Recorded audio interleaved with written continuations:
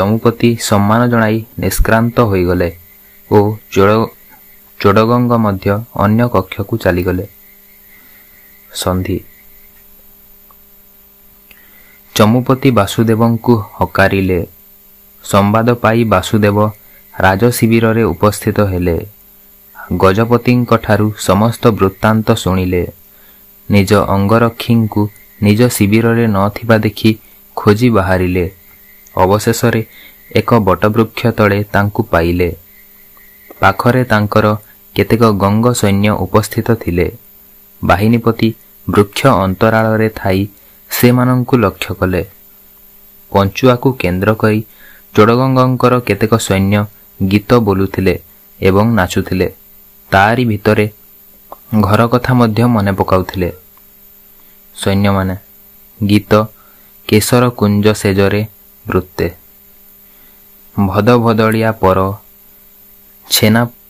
ଭଦଭଦଳିଆ ପର ଛେନାପୁର ଦିଆ ଛୁଞ୍ଚି ପତର ପ୍ରାଣ ମିତରେ ମନେ ପଡ଼ିଲାଣି ଘର। ଗେଣ୍ଡାଳିଆ ଗଲା ଉଡ଼ି ଗଜଗମନା ମୋ ହେବଣି ବୁଢ଼ୀ ବନ୍ଧୁ ବରରେ କରୁ ଖସିବଣି ଚୁଡ଼ି। ପଖାଳ କଂସାକୁ ଚାହିଁ କଣ୍ଟ ଦେଇ ବନ୍ଧୁ ଆସିଲେ ନାହିଁ ସଖା ମୋରରେ ଭାଳୁଥିବ ସୁନା ମୁହିଁ। ମଥା ପାଇଁ ମଥାମଣି ଗୋଡ଼କୁ ଝୁଣ୍ଟିଆ ମୋ ଲେଉଟାଣି ସହଚରରେ କହିଥିଲି ଦେବି ଆଣି। ଦୟଣା ଗଛର ଛାଇ ଦୟାକରି ଏବେ ଦିଅ ବଢ଼ାଇ ନୂଆ ମିତରେ ପାଇବୁ କେଶନେ ତ୍ରାହି। ପଞ୍ଚୁଆ। ବୃକ୍ଷ ମଧ୍ୟେ ବାର କହିଥିଲି ଯାହା ସେଇଆ କର ଭାଇ ମୋରରେ ଶୀଘ୍ର ଲେଉଟିବ ଘର। ପ୍ରଥମ ସୈନ୍ୟ। ପଞ୍ଚୁଆ ଭାଇ ଦେଇଛି ରାହା। ଦ୍ୱିତୀୟ ସୈନ୍ୟ। ଚାଳରେ ଏବେ କରିବା ତାହା। ସୈନ୍ୟମାନେ ନିଜ ନିଜର ଅସ୍ତ୍ରଶସ୍ତ୍ର ଆଣି ଗୋଟିଏ ସ୍ଥାନରେ ଠୁଳ କରୁଥିଲେ ଏବଂ ସମସ୍ତେ ମିଳିତ କଣ୍ଠରେ ଗାଉଥିଲେ। ସୈନ୍ୟମାନେ ରଣହୁଙ୍କାର ଅସ୍ତ୍ରର ଝଙ୍କାର କରିବନି ଆଉ କରିବନି। ରଣର ହୁଙ୍କାର ଅସ୍ତ୍ରର ଝଙ୍କାର କରିବାନି ଆଉ କରିବାନି। ଢାଲ ତରବାରି ଧାରୁଆ କଟାରି ଧରିବାନି ଆଉ ଧରିବାନି। ମିଛ ଲଢ଼ାଇରେ ଆନର କଥାରେ ମାତିବାନି ଆଉ ମାତିବାନି। ନିଜ ଭାଇ ମଥା ହୋଇ ସମରଥା କାଟିବାନି ଆଉ କାଟିବାନି। ବିବେକ ବିଚାରେ ଅଯଥା ସମରେ ପଶିବାନି ଆଉ ପଶିବାନି। ବାସୁଦେବ ଆଉ ଅପେକ୍ଷା କରିପାରିଲେନି। ସେ ଅନ୍ତରାଳରୁ ବାହାରି ଆସିଲେ। ପଞ୍ଚୁଆ। ଆପଣ ଆଜ୍ଞା ଏଠି? ବାସୁଦେବ।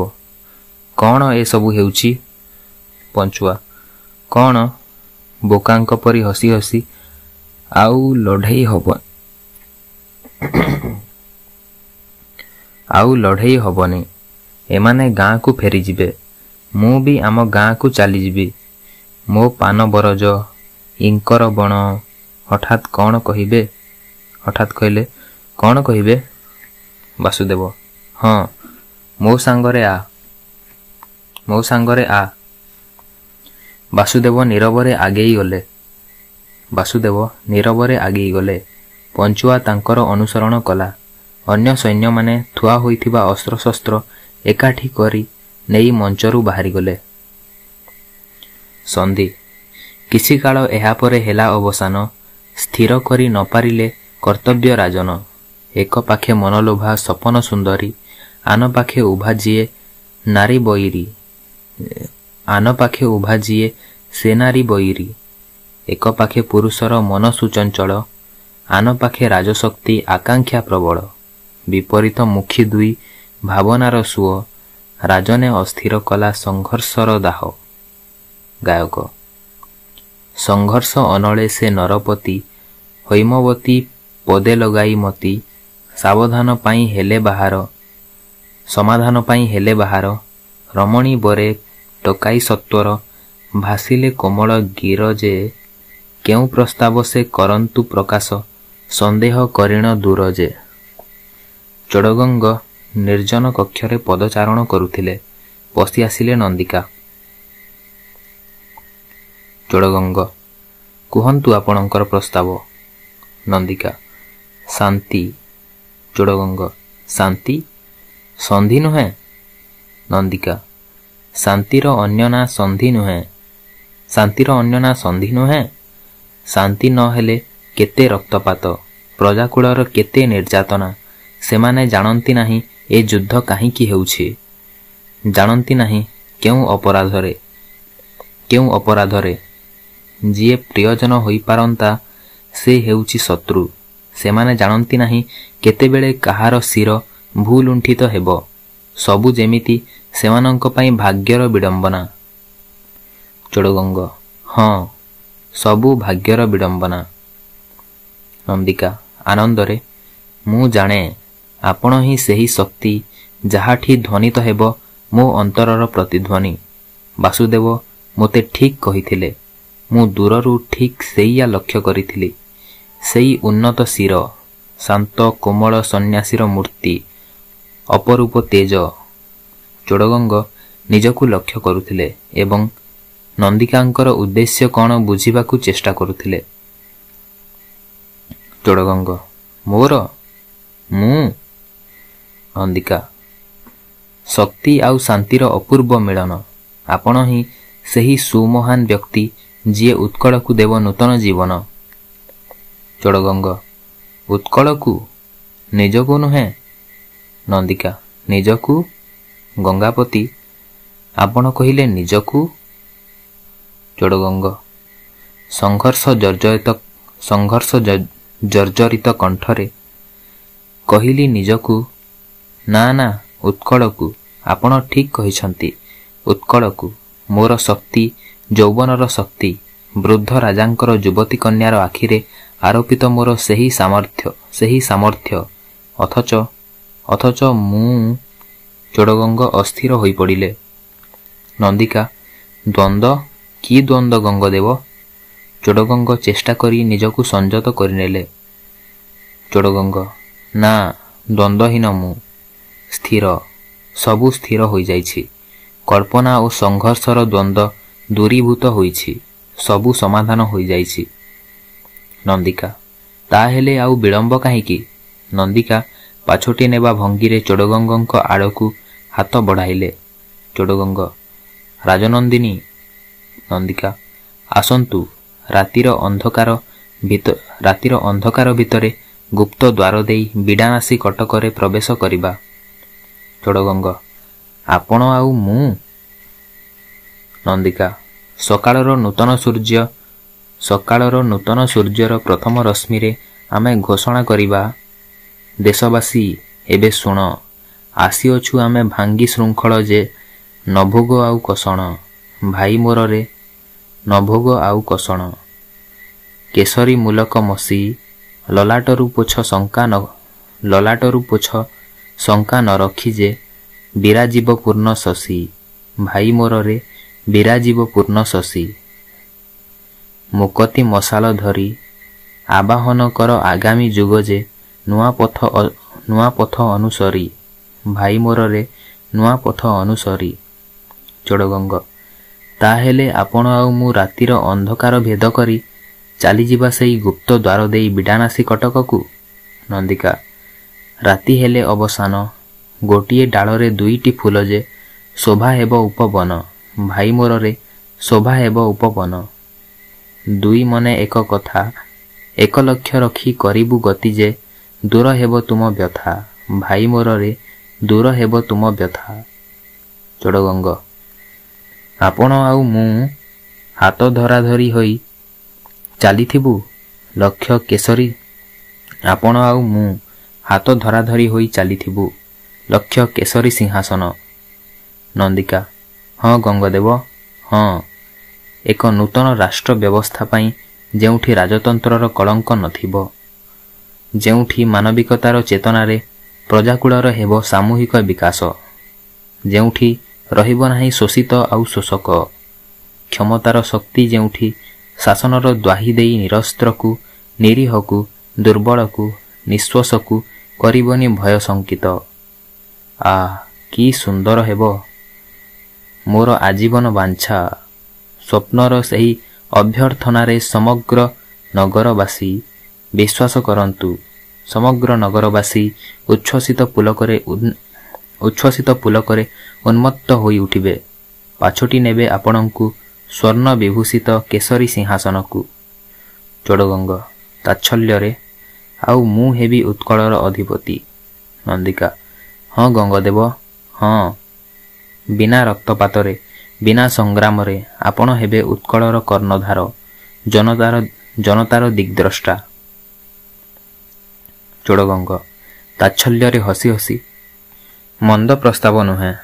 ଶତ୍ରୁ ସୁବର୍ଣ୍ଣକେଶରୀଙ୍କର କନ୍ୟା ନନ୍ଦିକାଙ୍କର ଦୟାର ପାତ୍ର ହେବ। ଚୋଡ଼ଗଙ୍ଗ ଦେବ ଶତ୍ରୁ ସୁବର୍ଣ୍ଣକେଶରୀଙ୍କର ଚୋଡ଼ଗଙ୍ଗ ତାଚ୍ଛଲ୍ୟରେ ହସି ହସି କହିଲେ, ମନ୍ଦ ପ୍ରସ୍ତାବ ନୁହେଁ। ଶତ୍ରୁ ସୁବର୍ଣ୍ଣକେଶରୀଙ୍କର କନ୍ୟା ନନ୍ଦିକାଙ୍କର ଦୟାର ପାତ୍ର ହେବ ଚୋଡ଼ଗଙ୍ଗ ଦେବ। ଅନୁଗ୍ରହରେ ତାଙ୍କର ଚୋଡ଼ଗଙ୍ଗ ଉତ୍କଳର ଅଧୀଶ୍ୱର। ନନ୍ଦିକା ବିସ୍ମୟରେ, ଗଙ୍ଗଦେବ। ଚୋଡ଼ଗଙ୍ଗ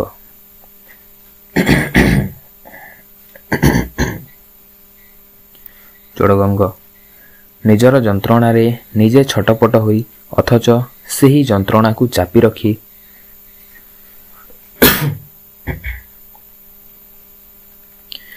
ରାଜନନ୍ଦିନୀ, ଜୀବନରେ ଅନେକ ସମୟ ଆସେ ଯେତେବେଳେ ସ୍ୱପ୍ନକୁ ସତ୍ୟ ବୋଲି ମନେ କରିବାରେ ଆନନ୍ଦ ଥାଏ, କିନ୍ତୁ ମୋ ପରି ଆଉ କାହା ଜୀବନରେ ଏପରି ମୁହୂର୍ତ୍ତ ଆସିନାହିଁ ଯେତେବେଳେ ସତ୍ୟକୁ ସ୍ୱପ୍ନ ବୋଲି ଭାବିବା ଛଡ଼ା ତାର ଆଉ ଅନ୍ୟ ଉପାୟ ନଥିବ। ନନ୍ଦିକା ତା ମାନେ ଆପଣ ମୋତେ ବିଶ୍ୱାସ କରିପାରୁନାହାନ୍ତି? ଚୋଡ଼ଗଙ୍ଗ ବିଶ୍ୱାସ ଅବିଶ୍ୱାସର ପ୍ରଶ୍ନ ନାହିଁ, ପ୍ରଶ୍ନ ବାସ୍ତବ ଅବାସ୍ତବର। କିପରି ବାସ୍ତବ ହେବ ଯେ ଶକ୍ତିର ପରିଚୟ ନ ଦେଇ ସିଂହାସନ ଲାଭ କଲେ ତାହା ରକ୍ଷା କରାଯାଇପାରିବ? ନନ୍ଦିକା ଶକ୍ତି? କେଉଁ ଶକ୍ତି କଥା ଆପଣ କହୁଛନ୍ତି? ଚୋଡ଼ଗଙ୍ଗ ବିନା ଶକ୍ତି ପରିଚୟରେ ରାଜ୍ୟ ଶାସନ କ'ଣ ସମ୍ଭବ? ସ୍ୱୀକାର କରିବେ ତାକୁ ଦେଶବାସୀ, ଗ୍ରହଣ କରିବେ ତାକୁ ପ୍ରଜାକୁଳ। ନନ୍ଦିକା ସ୍ୱୀକାର କରିବେ ନାହିଁ? ଗଙ୍ଗଦେବଙ୍କର ଅଭିଯାନ ଯଦି ହୁଏ ଶାନ୍ତି ମୈତ୍ରୀର ଅଭିଯାନ, ପ୍ରଜାକୁଳ ତାକୁ ଗ୍ରହଣ କରିବେ ନାହିଁ? ଚୋଡ଼ଗଙ୍ଗ ନା। ନନ୍ଦିକା ନା? ଚୋଡ଼ଗଙ୍ଗ ନା। ପ୍ରଜାକୁଳ ଚିରଦିନ ପୂଜା କରିଛି ଶକ୍ତିକୁ, ଶାସିତ ଚିରଦିନ ଗ୍ରହଣ କରିଛି ଶକ୍ତିର ଅଭିଯାନକୁ। ନନ୍ଦିକା ତାହେଲେ କ'ଣ ସବୁ ମିଛ, ସବୁ ସ୍ୱପ୍ନ, ସବୁ କଳ୍ପନା? ଗଙ୍ଗଦେବଙ୍କର ଉପାଦାନ ଭିନ୍ନ ନୁହେଁ? ଏକା ଯାହା ସୁବର୍ଣ୍ଣକେଶରୀଙ୍କର, ଯାହା ଅନ୍ୟ ଶାସକଙ୍କର। ଚୋଡ଼ଗଙ୍ଗ ରାଜ୍ୟ ଶାସନ ପାଇଁ ଶକ୍ତିର ଉପାଦାନ ହିଁ ସର୍ବଶ୍ରେଷ୍ଠ ଉପାଦାନ। ସୁବର୍ଣ୍ଣକେଶରୀ ମୋର ଶତ୍ରୁ, କିନ୍ତୁ ଶକ୍ତିର ପ୍ରତିଷ୍ଠା ପାଇଁ ତାଙ୍କର ଉଦ୍ୟମକୁ ମୁଁ କେବେ ଅସମ୍ମାନ କରିନାହିଁ। ତାଙ୍କର ସେହି ଉପାଦାନ ମୋତେ ବଜ୍ର କଠିନ କରିଛି। ଗୋଟିଏ ଶକ୍ତି ଯଦି ଅନ୍ୟ ଶକ୍ତିକୁ ପରାଜିତ କରେ, ତେବେ ସେହି ବିଜୟୀ ଶକ୍ତିକୁ ସ୍ୱୀକାର କରିବେ ଅନ୍ୟମାନେ। ଏଇ ତ ଶାସନର ଚିରାଚରିତ ଗତି ପଦ୍ଧତି। ସେହି ପରିକଳ୍ପନା ନେଇ ଚୋଡ଼ଗଙ୍ଗ ଆସିଛି ସ୍ଥାପନ କରିବାକୁ ନୂତନ ସାମ୍ରାଜ୍ୟ। ସେହି ପରିକଳ୍ପନାର ଅଙ୍ଗୀଭୂତ ମନ୍ଦାର ଦୁର୍ଗ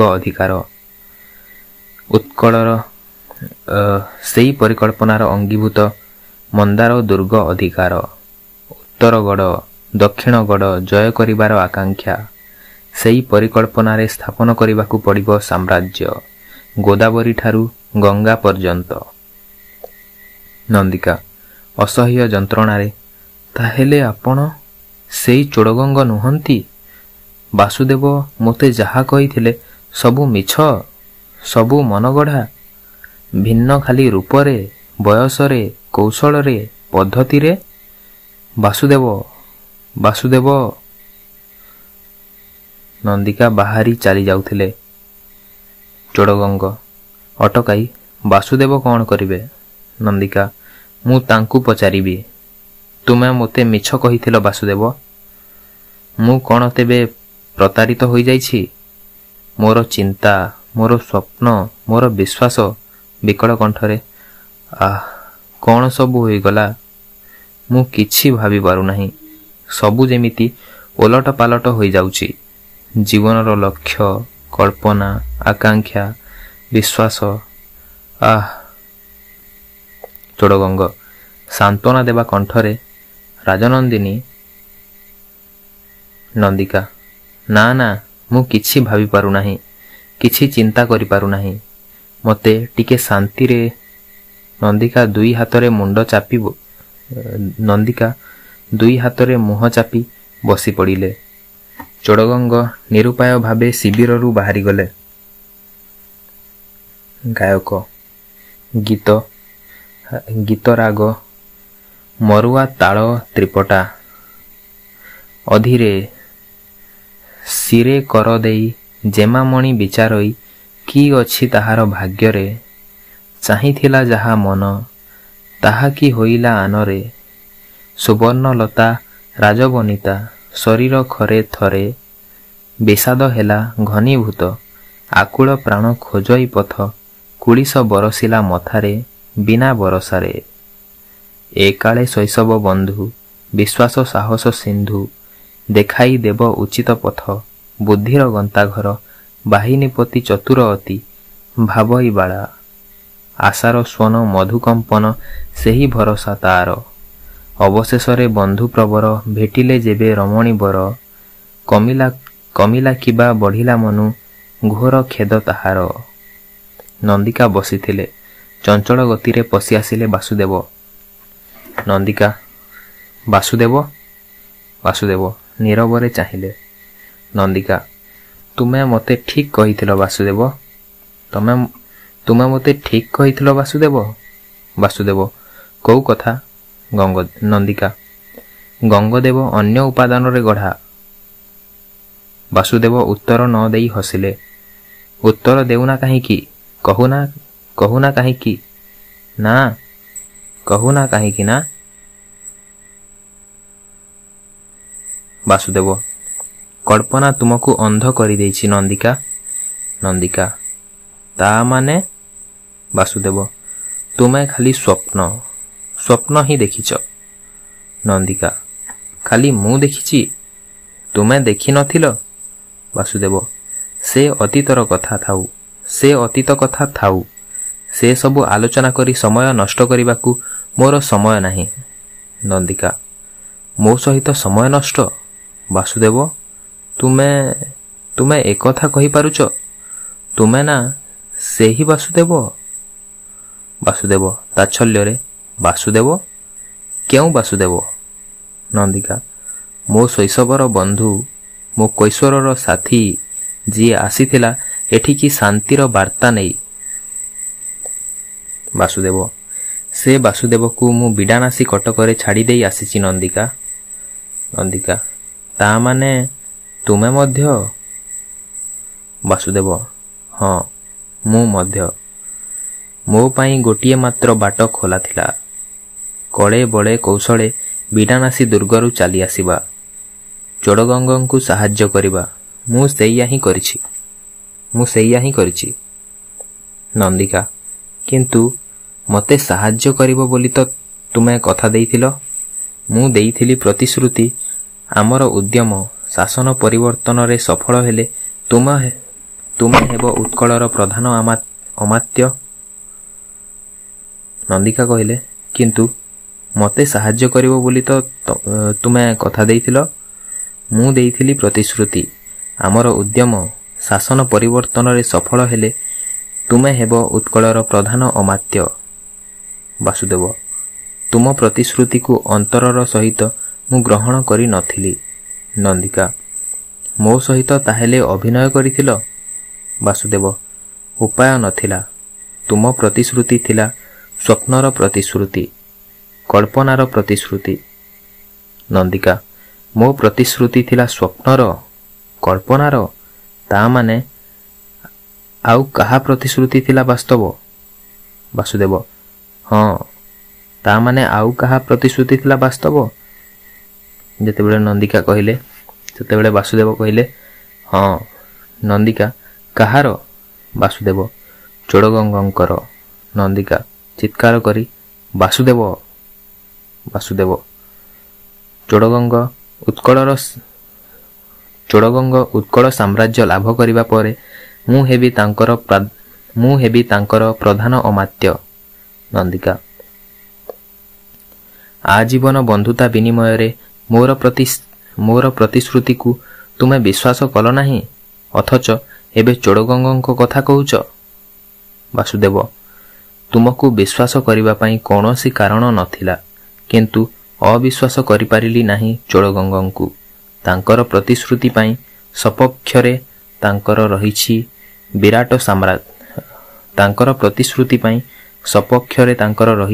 ବିରାଟ ସାମର୍ଥ୍ୟ। ସେ ପ୍ରତିଶ୍ରୁତି ପରସ୍ପର ସାହାଯ୍ୟ ଉପରେ ନିର୍ଭର କରେ। ନନ୍ଦିକା ସାହାଯ୍ୟ? ବାସୁଦେବ ଉତ୍କଳର ସମସ୍ତ ଗୋପନୀୟ ରଣତଥ୍ୟ ଯୋଗାଇ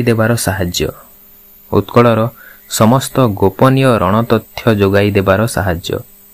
ନନ୍ଦିକା ବାସୁଦେବ ଏଥିରେ ବିସ୍ମିତ ହେବାର କିଛି ନାହିଁ ନନ୍ଦିକା। କିଏ ଚାହେଁ ନାହିଁ ଜୀବନର ଅଗ୍ରଗତି, ଉତ୍ଥାନ?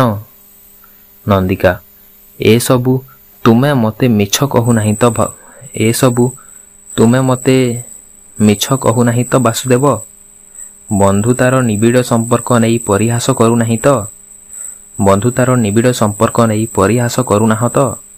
ପରୀକ୍ଷା କରୁନାହଁ ତ ମୁଁ ଏବେ ବି ମୋ ଆଦର୍ଶରେ ଅଟଳ ରହିଛି କି ନାହିଁ? ବାସୁଦେବ ପରୀକ୍ଷା ଯାହା ଭାବିପାର। ବ୍ୟଗ୍ର ଓ ବିଚଳିତ ଭାବରେ ପଶି ଆସିଲେ ବୟସ୍ୟ। ସରିଗଲା ଛାମୁ ସରିଗଲା, ସବୁ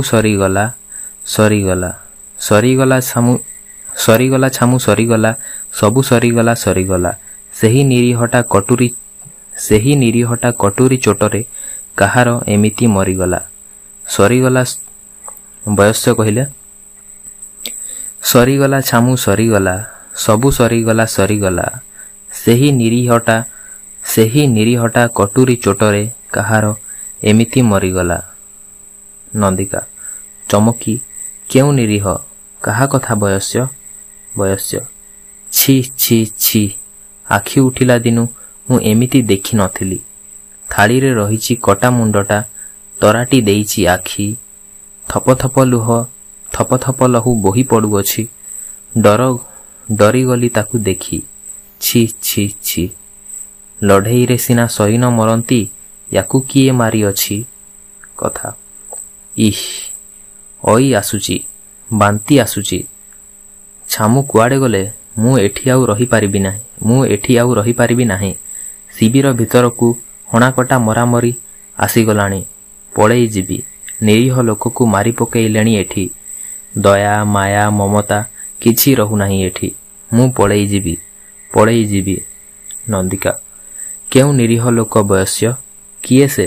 ବୟସ୍ୟ ସେଇ ସିଏ, ୟାଙ୍କ ସଙ୍ଗେ ଯିଏ ଆସିଥିଲା ଆମ ପାଇକଙ୍କ ସାଥିରେ, କେତେ ହରସରେ ମିଶୁଥିଲା, ଭଲ କଥା କେତେ କହୁଥିଲା। ଭେଣ୍ଡିଆ ସେଇ ଅତିଥିକୁ କିଏ କଟୁରୀ ଚୋଟରେ ହାଣିଦେଲା। ହବ ନାହିଁ, କାଳ ପଶିଗଲା ଲଟାରେ, ରହିବିନି ଆଉ ଏଠାରେ। ସରିଗଲା, ସବୁ ସରିଗଲା, ଯିବି ପଳେଇ ମୁଁ, ଭଲ ମନ୍ଦ ଏଠି କିଛି ନାହିଁ। ବୟସ୍ୟ ଯେପରି ଭାବରେ ବ୍ୟଗ୍ର ଓ ବିସ୍ମିତ ହୋଇ ଆସିଥିଲେ, ସେହିପରି ବ୍ୟଗ୍ର ଓ ବିସ୍ମିତରେ ଚାଲିଗଲେ। ବୟସ୍ୟ ଯେପରି ଭାବରେ ବ୍ୟଗ୍ର ଓ ବିସ୍ମିତ ହୋଇ ଆସିଥିଲେ, ସେହିପରି ବ୍ୟଗ୍ର ଓ ବିସ୍ମିତରେ ଚାଲିଗଲେ।